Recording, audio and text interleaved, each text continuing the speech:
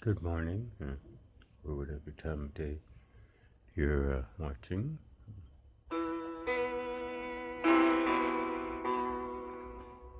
This is Introduction to Self-Care and Lesson 2. Sorry about the lighting. I'll start with a little piano music. I hope you've had a chance to review some of my YouTube piano. I might do a music and a couple of other classes. Here, the most important is, of course, self-care.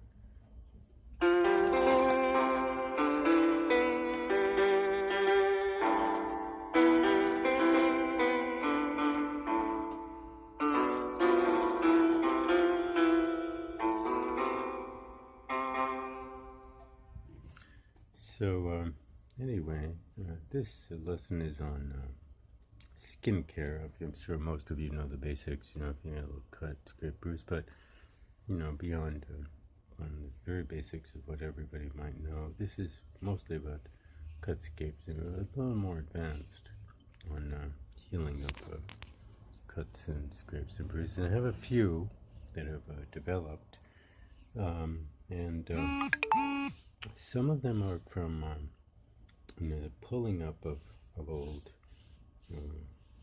wounds that were under the surface, even as I mentioned yesterday, could be deep under the surface, or even new wounds. And you can look at each one of them and get some ideas on how to properly heal them. I showed you in the first lesson, where they were at, some of them yesterday.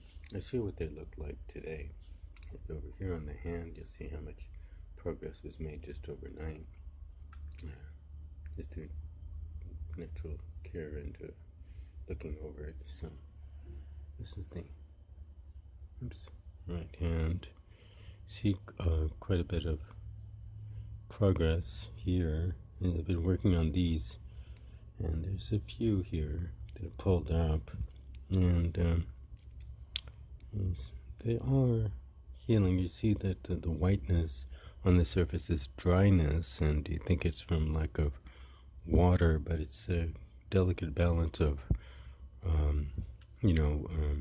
saline, really, and really oils. Natural oils are the proper balance. Here's some of the others that I've pulled up, and this is just as working on the skin, these white speckles, and this is the dryness on the surface as these areas of skin try to heal, but on the surface there's not maybe not oil, especially if you stretch the skin a little bit. The skin, being elastic, it's not always stretched, and certainly if you're losing weight, but then it has no exposure to oxygen until you stretch it, and then there might be areas that don't have as much of the oils and stuff. And some of the other issues there, let's see, so this would be little bruised areas. Sorry. And this is the other wrist, and it's on both wrists. You see the little more brown areas, and see closely there's little tiny little cuts and stuff, and the darkened or red areas, for depending on your skin color, skin tone, would be redness, would indicate some kind of bruise. And so you notice different here, it's more visible. You see underneath that, if you stretch it, you see there's no marks and stuff. So and here is less visible. You want to get to all of those eventually. They're everywhere.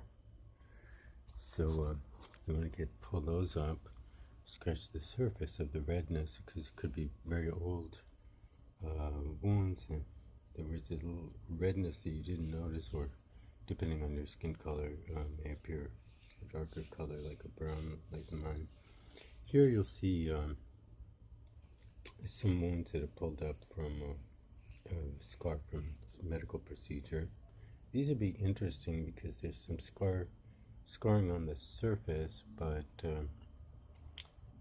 but an opportunity to close up those old surface scars. So here you see those. Now the other problem here, you notice the texture here, the dark areas, that's just dried red blood cells. That's healthy.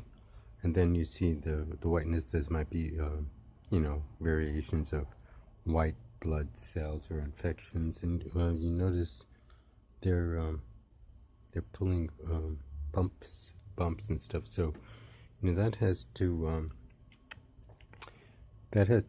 come up, because you don't want it healing up just like that, and it won't be properly healed.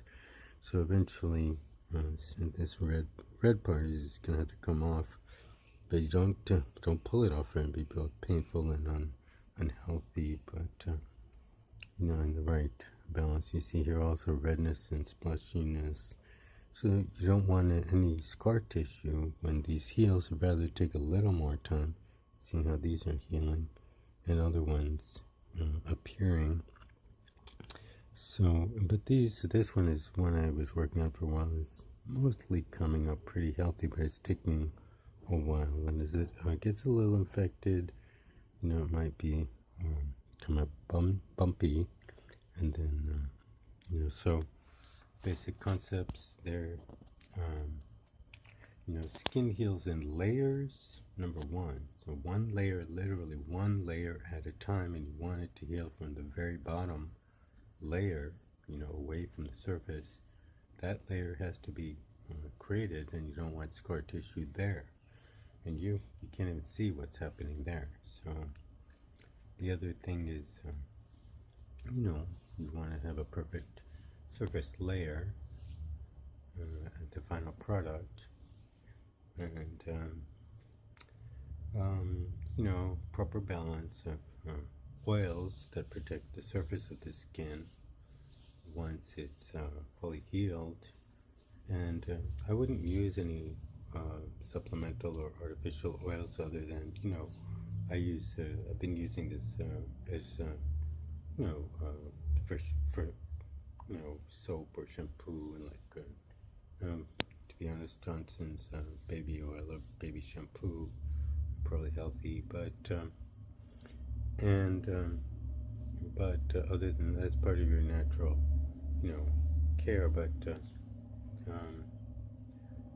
but don't just use a lot of additional products, because you want whatever's on the surface. You just want to, you know, kind of gently give it a rub over, and you'll see the changes.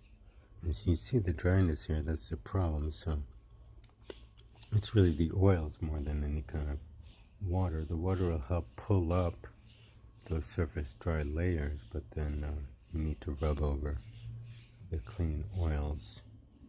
And if there's any dirty oils under there, they have to wash away as well.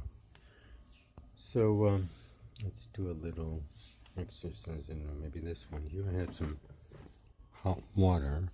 And apply here. Let's try this one right here. This needs to pull up off the surface. And you'll need a washcloth or a towel or something, and maybe there's some warm water. And so here's a little warm water. Just soak it into this towel I have here. And taking care of laundry and stuff is important, but at least, you know, keep your clothing, your towels and stuff in the sun, because sometimes you're working on this 24/7. So if you don't have a chance every day to wash your bath towel or something before you have to, well, it's a continuous process. So here, just putting this warm water on the surface, and you see that the outer layers, this has to come up. This is obvious to most people, and well, who've had some experience, and that'll help that gently peel up. And here's an old scar. So I'm going to try to work, maybe even getting rid of some of these tissues from scar tissues from old wounds, even blister areas. Once you get down to your feet, bottom of the feet. And certainly a lot of people have, excuse me, watch that. But certainly the big toe, a lot of people have blister at the bottom of the feet just from walking, and you want to introduce gradually blood supply closer to those blister areas if you are not currently as active in those. I mean, if you're marching around a lot or something like that, it's a daily care process, but you're still doing a lot of walking. But then it's a daily care, but only when you have a chance. But certainly when you're able to reduce the use, say of say you're a runner or you're a soldier, when you're able to cut down on the use or take a break from your hobbies of running or something, then that's a good time to work on getting blood supply closer to the surface of the feet or the big toe, or if you're a guitar player, maybe the thumb for blisters. Okay, so this is lesson 2 overall of the series, and the first lesson on skin care. Thank you.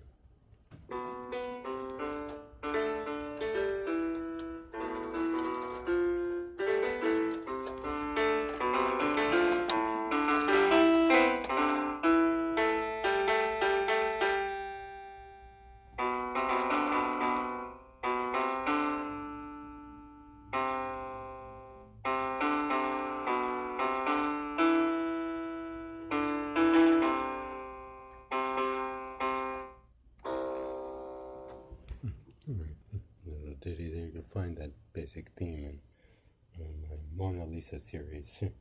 And the flip side of that is second single is Beautiful Dreamer. Thank you, Mona Lisa. Beautiful Dreamer. Thank you.